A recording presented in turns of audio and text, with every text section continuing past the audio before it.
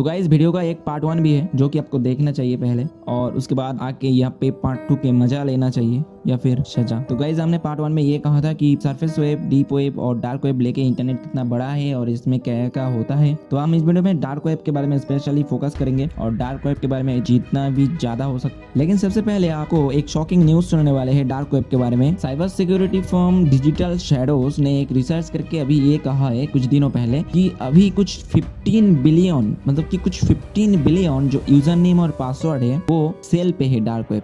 15 billion user name password dark web पे भी cell हो रहा है। 15 बिलियन मतलब कि 1500 करोड़, ये छोटा मोटा कोई नंबर नहीं है। 1500 करोड़ इतना ज्यादा यूजर नेम और पासवर्ड डार्क वेब पे सेल हो रहा है। तो चलिए अब हम डार्क वेब के बारे में कुछ जान लेते हैं।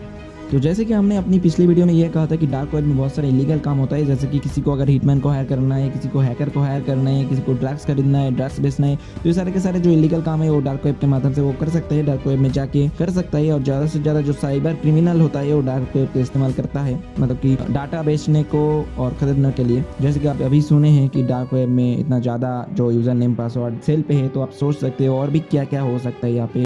तो अभी आपके दिमाग में एक ख्याल आ सकता है कि डार्क वेब अगर इतना ज़्यादा इलीगल है तो कोई गवर्नमेंट या फिर इंटेलिजेंस एजेंसी इसे बंद क्यों नहीं करता है। एक्चुअली डार्क वेब क्रिएट हुआ था मिलिट्री के लिए। वो एक कंट्री से दूसरे कंट्री पे कांटेक्ट करते थे डार्क वेब के इस्तेमाल करके, और ये जो डार्क वेब के मैसेज होता था वो एनक्रिप्टेड मैसेज होता था, इसलिए बीच में कोई भी हैकर आके उस मैसेज को रीड नहीं कर पाता था। और इस वजह से मिलिट्री का जो मैसेज होता था वो बहुत ज़्यादा सिक्योर तरीके से जाता था, इसलिए ही डार्क वेब का इस्तेमाल किया जाता है अभी भी और तब भी। और इस डार्क वेब को यूएस गवर्नमेंट ही चलाता है।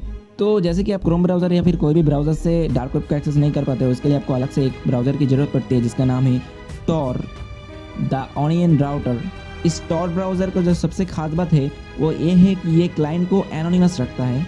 मतलब कि क्रोम ब्राउज़र या फिर कोई भी एक ब्राउज़र से आप अगर कोई भी एक वेबसाइट को एक्सेस करते हो तो उस वेबसाइट का जो सर्वर है उसे ये मालूम हो जाता है कि आपका आईपी एड्रेस क्या है। और आपका आईपी एड्रेस अगर किसी को मालूम हो जाए तो ये पता कर सकता है कि आप अभी कहाँ पे हो, मतलब कि आप कहाँ से उस सर्वर को एक्सेस कर रहे हो, उस वेबसाइट को एक्सेस कर रहे हो। तो टॉर ब्राउज़र में ऐसा नहीं होता है। टॉर ब्राउज़र में आप एनोनिमस रहते हो। एनोनिमस हिंदी में कहते हैं गुरनाम, मतलब कि हिडन रहते हो आप। तो ये कैसे होता है? पहली बात तो क्लाइंट से डायरेक्टली सर्वर में रिक्वेस्ट नहीं जाता है टॉर ब्राउज़र में। टॉर ब्राउज़र का अलग अलग सर्वर होता है वर्ल्ड के कई अलग अलग कंट्री में। तो टॉर ब्राउज़र में ऐसा होता है कि पहले आपका रिक्वेस्ट किसी एक सर्वर पे गया है टॉर ब्राउज़र का, उस सर्वर से कोई और सर्वर पे जाता है, उस सर्वर से कोई और सर्वर पे, उस सर्वर से कोई और सर्वर पे, ऐसे घूम के जो मेन सर्वर है उसमें रिक्वेस्ट जाता है। तो इसलिए उस जो मेन सर्वर को पता नहीं लगता है कि आपका आईपी एड्रेस क्या है, क्योंकि वो कोई और सर्वर के जाता है। और जो मेन सर्वर है वो जो फीडबैक देता है तो भी वो उस सर्वर में से घूम के आता है, तो आपको फीडबैक थोड़ी देरी से मिलता है, मतलब कि आपका फीडबैक थोड़ा स्लो होता है, मतलब कि आप थोड़ा स्लो चलता है टॉर ब्राउज़र। इसलिए सरफेस वेब में आप देखते हो ना .com .in, मतलब कि youtube.com youtube.in ऐसे। लेकिन डार्क वेब में ऐसे नहीं होता है। डार्क वेब में होता है .onion, मतलब कि कुछ भी उसके बाद .onion। इसका नाम ऑनियन क्यों है? इसका एक अलग सा फंडा है। जैसे कि आप देखते हो कि ऑनियन में बहुत सारे लेयर होता है, मतलब कि लेयर के अंदर लेयर, उसके अंदर एक और लेयर, उसके अंदर एक और लेयर, ऐसे लेयर के अंदर लेयर होता है। तो डार्क वेब में भी वैसे लेयर होता है, मतलब कि प्रोटेक्शन बहुत ज्यादा होता है, लेयर के अंदर लेयर, ऐसे लेयर, और आपको एनोनिमस रखता है। तो इसलिए इसे ऑनियन से डिलीट किया जा सकता है डार्क वेब को। तो अब क्वेश्चन ये है कि टॉर ब्राउज़र को इस्तेमाल करना सही है या फिर गलत है, डार्क वेब पे जाना सही है या फिर गलत है। तो इंडिया में तो टॉर ब्राउज़र इलीगल नहीं है, आप इस्तेमाल कर सकते हो, लेकिन डार्क वेब में आपको जाना नहीं चाहिए मेरे मानिए तो। डार्क वेब में ऐसे तो आप जा सकते हो, इलीगल वो भी नहीं है, लेकिन आप मेरे मानिए तो नहीं जाना चाहिए आपको। तो आपको क्यों नहीं जाना चाहिए?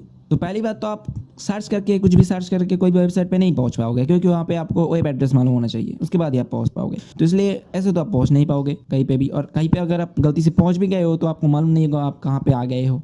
दूसरी बात, मान लीजिए आप ऐसे जगह पे गए हो जहाँ पे वेपन की सेल हो रहा है, आप तो सिर्फ घूमने गए हो, आपकी इंटेंशन कुछ गलत नहीं है, कुछ खरीदोगे नहीं आप वहाँ से, लेकिन आप सिर्फ घूम रहे हो और अचानक वहाँ पे पुलिस का जो रेड पड़ गया, तो अब क्या होगा? अब पुलिस तो आपको भी पकड़ के ले जाएगा ना। और आप जब बोलोगे कि हम यहाँ पे घूमने आए थे, कुछ खरीदने नहीं आए थे, तो पुलिस तो नहीं सुनेगा। तो ऐसा होगा टॉर ब्राउज़र में। मान लीजिए आप गए हो डार्क वेब में, कुछ खरीदने नहीं, सिर्फ घूमने गए हो, और तभी अचानक साइबर सिक्योरिटी ऑफिसर या फिर कोई, मतलब कि समझ सकते हो। तो मेरे ख्याल से डार्क वेब के बारे में हम कुछ बता चुके हैं थोड़ा थोड़ा।